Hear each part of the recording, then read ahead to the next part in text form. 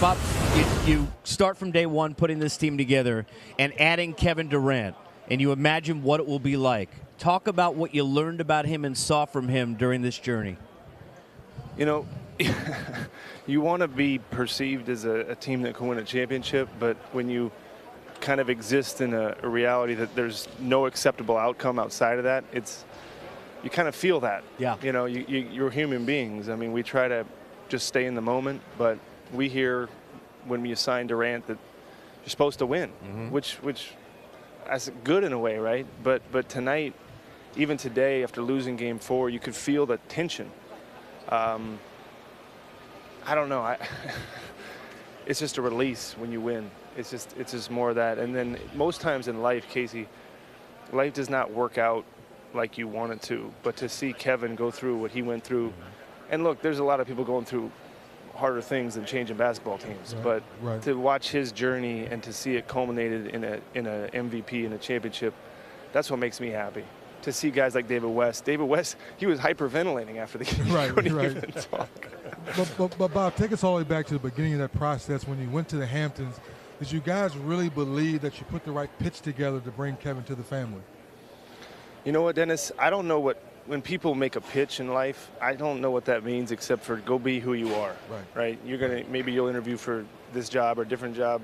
Show them who you are. And if they like you, they'll hire you. If they don't, you go somewhere else. So when we were on the plane out there, we didn't have a great script, and I said, guys, let's just be us. You know, Andre kept the players be, and they wouldn't have been anybody else. And if he likes us, it's going to work. And if he doesn't like us, it might not have worked. So that's the only thing you can do in life is be you. Right. And sometimes doors are going to close, and sometimes doors are going to open, and that door opened for us, and I think it opened for him too.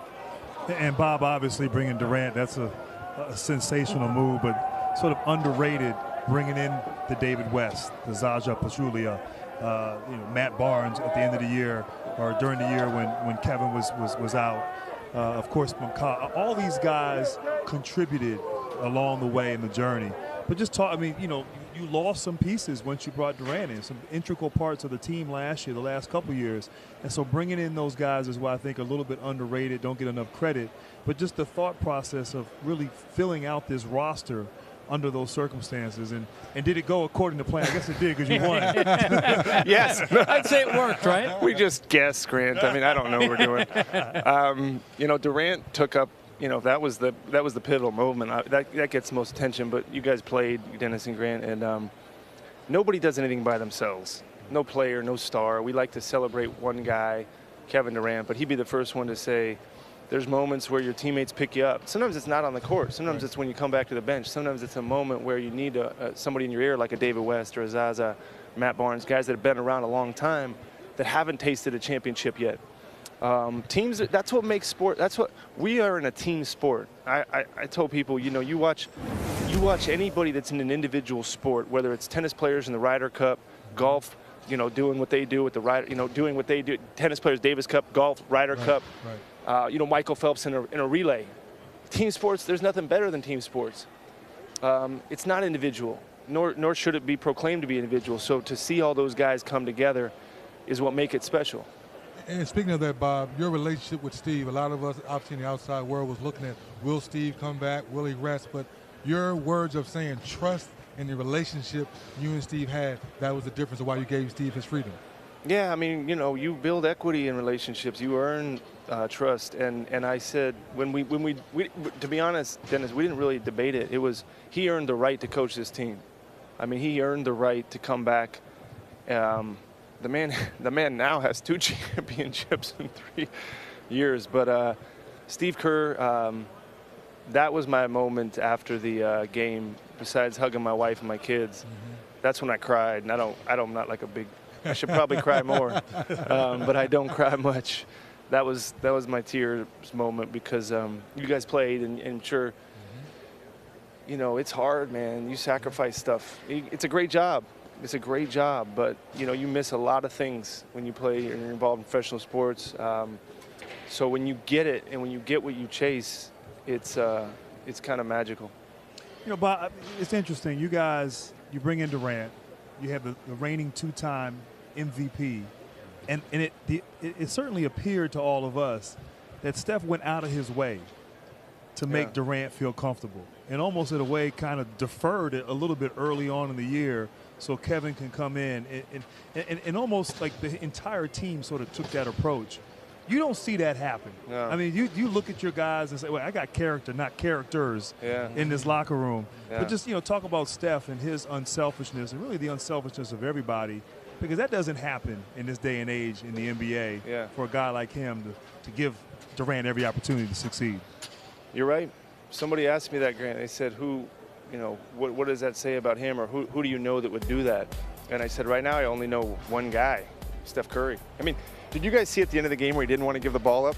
Did you guys see it? It was right over here. Yep.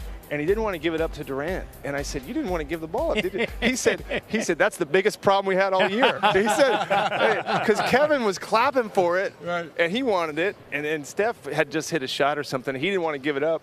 So I grabbed Steph on that tunnel out. I said, you didn't want to pass that ball. And he said, and he looked at me and said, that was our own.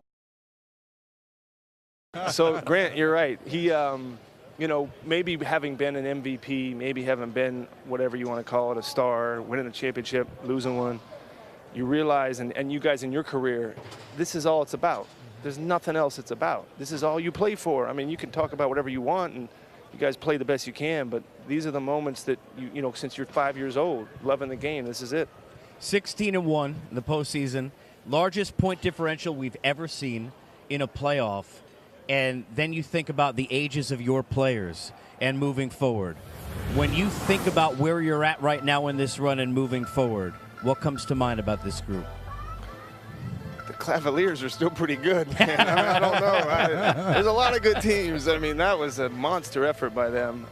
And in Game 4, they're champions too. I mean, they brought it. And so I don't take anything for granted. You never know what's going to happen any season. And, like I said, it's hard to get talent, Casey, but it's hard to get talent with character because we get seduced and we want to win and we just say, let's grab that guy. And then when it comes down to the moment of adversity, some people aren't there. And we're in an enviable spot because, sometimes you have to just bet on talent knowing that character isn't there. But if you can get both of those things, and I saw it the most when we lost Game 7 here last year because we did exit interviews the next day. And you look at somebody that 12 hours after you lose a Game 7 when you're up 3-1, you find out about people more in those moments than tonight. Tonight, everything's great. We won a championship. You find out when you lose who people are. And nobody blamed Draymond Green for getting suspended. Nobody blamed Curry for missing shots. No, there was not. And look, it's just me and them in a room. They could have easily said, well, you know what? If Draymond hadn't got suspended. Nobody said anything like that. And that's when you know you have a team. And you can win with the team like that. And if you lose with guys like that. You just go to, those are the type of people you want. Hey, Bob, real quick, does it surprise you how the style of game has changed where you guys shoot so many threes, and when you grew up playing, it was inside out? You ever sit there and say, these guys keep jacking it up? Now, of course, I love it. I wonder how you feel about it. You guys would have loved to play in this NBA. 3D wants to go back in the DeLorean. You'd be like 12 threes a game. I don't even know what this is. I mean, I think we're watching it happen. And what we're seeing is the skill level of every position. 1, 2, 3, 4, 5. Draymond Green is one of the innovators in that way. But it probably started years ago. But people. It's a great product right now. Yes. I mean, what people are watching, and the defense. You can look at the score. I don't know what the score was, but a lot of points were up there. But there was people working defensively. And when you're staring at LeBron James and a spaced out floor. I mean, I don't know if you're the coach. What are you guys doing? I don't. A lot of prayer. But they're looking at us, and they're going, how are we going to deal with that? So, man, that's high-level stuff, and it's great for the fans. And I think it's been great. I don't know what's next. I wonder is it going to be 150? Is anybody going to stop anybody? All these kids are going to be making threes, and centers are going to be shooting threes. But basketball is still basketball, though. Well, Same listen, deal. Congratulations on everything you've accomplished. Try and enjoy it. Let it sink in before you plan doing it again. Okay? I don't know if people stop asking about next year, I can enjoy this.